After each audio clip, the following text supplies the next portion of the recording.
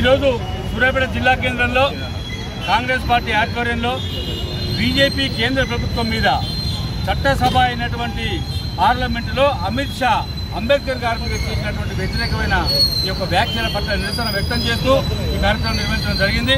మరి ఈ కార్యక్రమానికి ఇచ్చేసినటువంటి నాతో పాటు కాంగ్రెస్ పార్టీ నాయకులు కార్యకర్తలు అందరూ కూడా నాకు నమస్కారాలు తెలియజేస్తూ, పార్లమెంటులో అత్యున్నత స్థాయి పార్లమెంటు మనది భారతదేశానికి సంబంధించి, ఆ పార్లమెంటులో రాజ్యాంగం పట్ల చర్చ జరుగుతూ ఉంటే, ఒక ఆరోగ్యకరమైన వాతావరణంలో చర్చ జరుగుతూ ఉంటే రాజ్యాంగం ఎంత గొప్పది, రాజ్యాంగ విలువలేంది అని చెప్పి దాని గురించి మాట్లాడింది పోయి ఒక బాధ్యతాయుతమైన పరిధిలో ఉన్నటువంటి భారతదేశ హోంశాఖ మంత్రి అమిత్ షా ఏమంటాడో తెలుసా?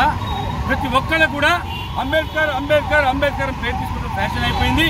ఆ పేరు అంబేద్కర్ అని ఉచ్చరించడం ఇన్నిసార్లు ఉచ్చరించే బదులు ఒక్కసారి భగవన్ నామస్మరణ చేస్తే మీకు పుణ్యలోకం దక్కుతుంది కదా అని చెప్పి ఇంత అవహేళనగా, ఇంత అవమానకరంగా అంబేద్కర్ను నిండు పార్లమెంటు సాక్షిగా అవమానించేటట్టుగా ఆయన ప్రవర్తించినాడే, ఆయన ప్రసంగం ఉన్నదే.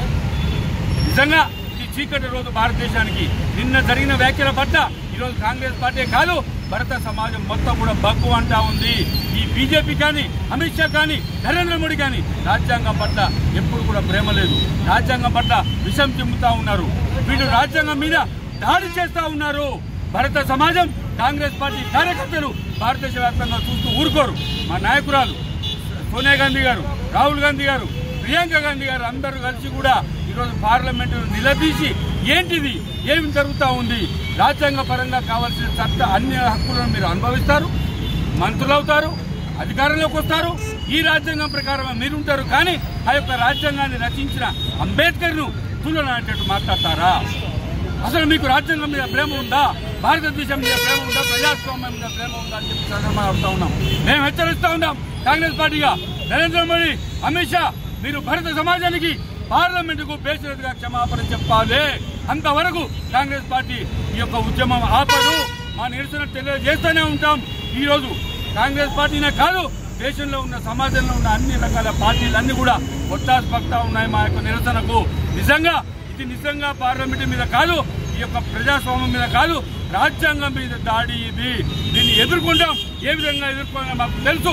కాంగ్రెస్ పార్టీ కార్యకర్తలను కూడా ప్రతినబూనేరు. మీరు క్షమాపణ చెప్పేదాకా మేము వదిలేది లేదు అని చెప్పి సందర్భంగా తెలియజేస్తూ, కాంగ్రెస్ పార్టీ భారత సమాజం మొత్తం కూడా ఏకతాటిపై ఈ విషయంలో ఉన్నదని తెలియజేస్తూ ముగిస్తా ఉన్నాను. Thank you.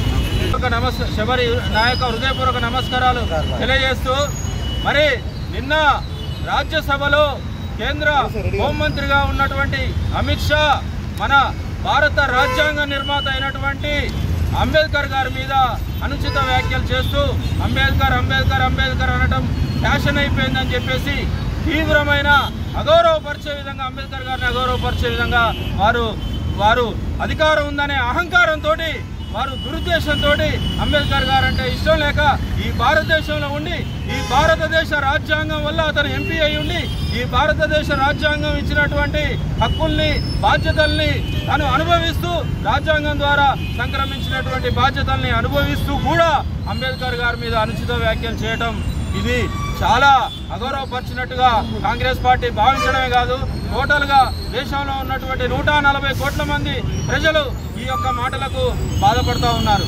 మరి ఇంతకుముందు మన మిత్రుడు శైలేందర్ గారు చెప్పినట్టు, మరి రాజ్యాంగం ద్వారా నువ్వు ఎంపీ అయ్యుండి, కేంద్ర హోంమంత్రి అయ్యుండి కూడా అంబేద్కర్ గారిని ఇలా అగౌరవపరచడం చట్టవిరుద్ధమని చెప్పి తెలియజేస్తూ, ఇంకొకసారి అలా మాట్లాడకూడదని ఖబర్దార్ అమిత్ షా అని చెప్పేసి మా కాంగ్రెస్ పార్టీ పక్షాన తెలియజేస్తూ, మరి ఇటు అవకాశం ఇచ్చిన పెద్దలకు నా యొక్క హృదయపూర్వక నమస్కారాలు తెలియజేస్తూ